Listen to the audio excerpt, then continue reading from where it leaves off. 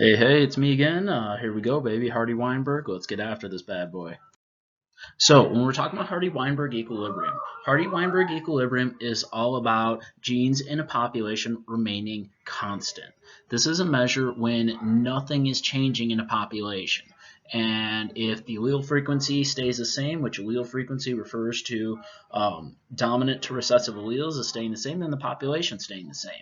Now, hopefully we understand that populations never really stay the same, but this is allowing us to use a math equation to figure out how many organisms are in a population if it were to stay the same.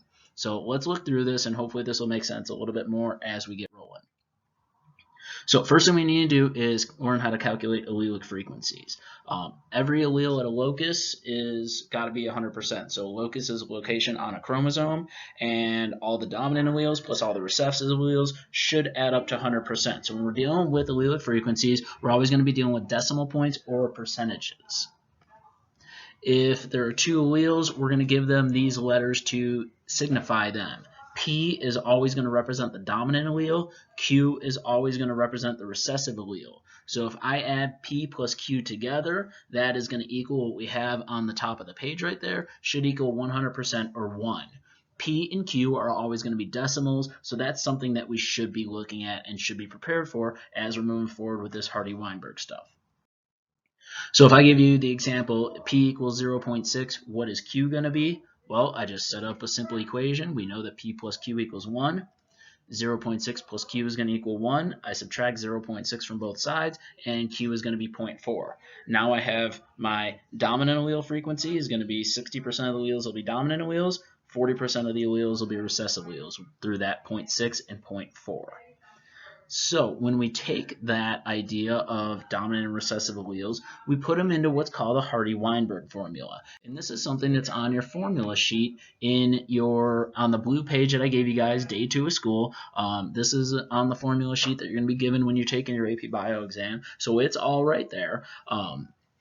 And the formula is P squared plus 2PQ plus Q squared is going to equal 1. So P squared is going to be a decimal point.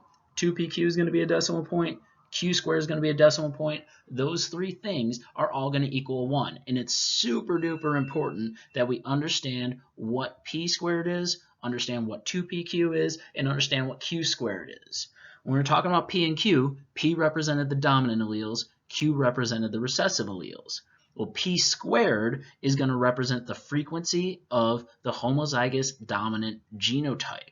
So that's just looking at the amount of people or organisms in a population that have that homozygous dominant genotype.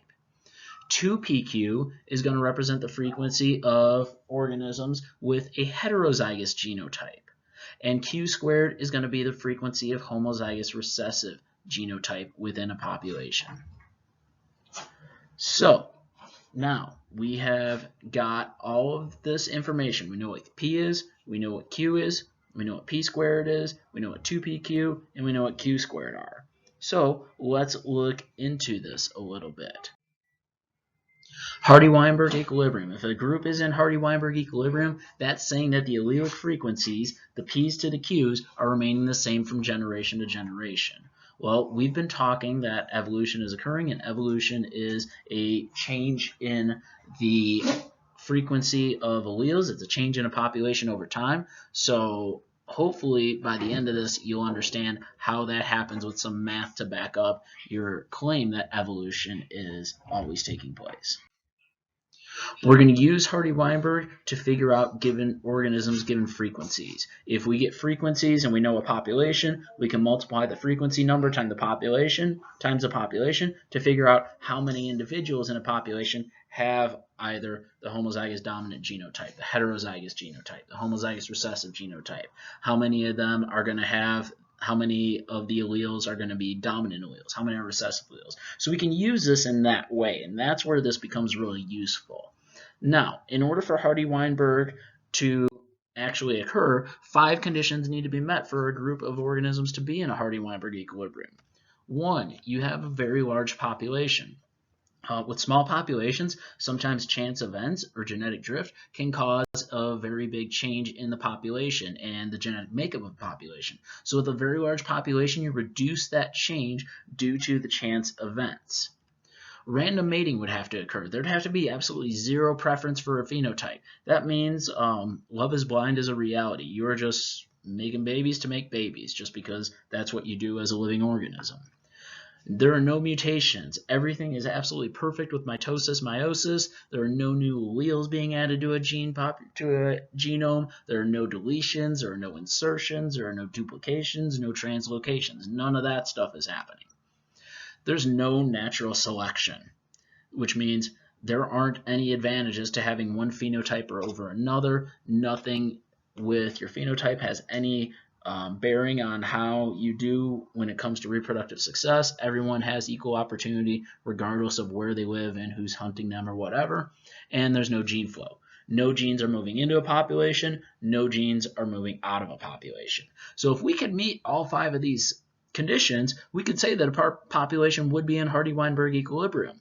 Realistically, that's probably not going to be something that's feasible. So this will hopefully tell you that evolution and change in a population is always happening. And that's kind of the big idea behind this Hardy-Weinberg stuff going on. Couple of things to remember: P plus Q equals 1. P is always going to be our dominant allele. Q is always going to be the frequency of our recessive allele. And when we are doing Hardy-Weinberg problems, we always want to go to find what Q is first, and we do that by figuring out the recessive phenotype, or Q squared. We always look at the recessive phenotype because if someone is showing me a recessive phenotype, I absolutely know what their genotype is. I absolutely know that they have 2 recessive alleles.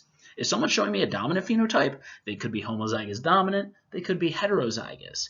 With a recessive phenotype, there's only one option, so we always look for Q first. And these next few slides are going to be some Hardy-Weinberg practice problems. What I'm going to suggest you do is I'm going to put the slide up first, and I'm going to suggest that you pause the screen and try to figure it out on your own after you read through it, and then I'll reveal the answers and the work behind what goes on here. So let's see what we got. Here comes some Hardy-Weinberg practice. If 98 out of 200 individuals in a population express the recessive phenotype, what percentage of the population are homozygous dominant? So one thing you always have to do is make sure you answer the question that's being asked. Go ahead and pause your video right now, and then I'm going to reveal the answer here in a second.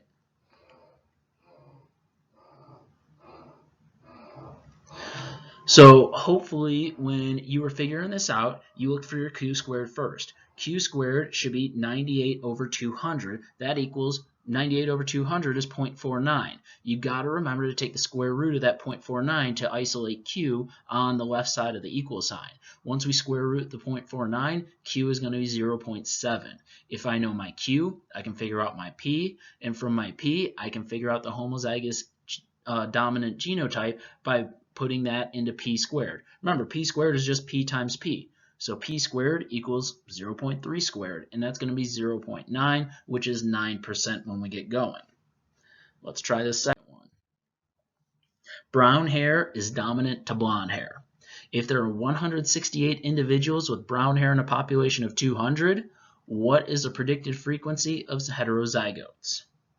Go ahead, pause your video. Hopefully you came up to that answer. This is what we are looking at with our Hardy-Weinberg formula. We always go for how many are brown hair, how many are blonde hair, and use that to get our Q first, put the Q into the P, and then figure out the heterozygote frequency. Oh, follow-up question to that one. What is the predicted frequency of the homozygous dominant genotype? Go ahead, pause the video for a second.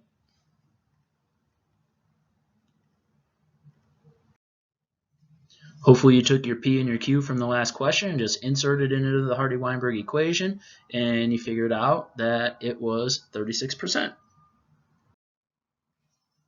This one's kind of a long one, so I'm going to say, why don't you just pause it right here, and when you come back, I will have the answer up there for you.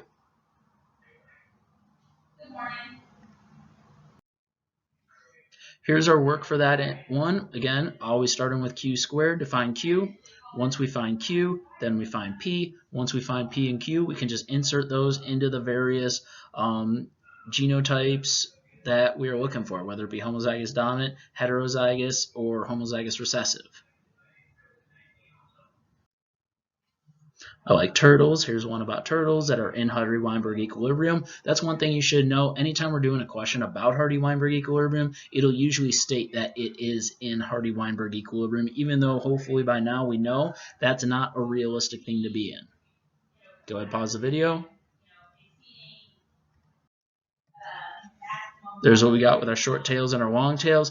Now, you're going to see that 100 long tails and 304 short tails. This all has to do with rounding and what numbers you get. So it's a little weird on that, but just understand how to get those numbers. Last question right here. Go ahead, pause the video.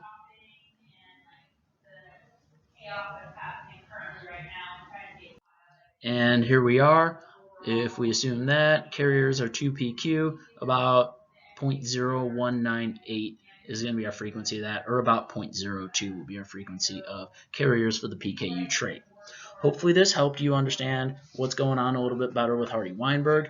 Again, the big thing here, always find Q squared and always understand Hardy-Weinberg isn't something that's really realistic. This is giving us math and ideas that lend us to the understanding that evolution is always happening because gene frequencies are always changing, because we can never truly meet those 5 conditions for Hardy-Weinberg.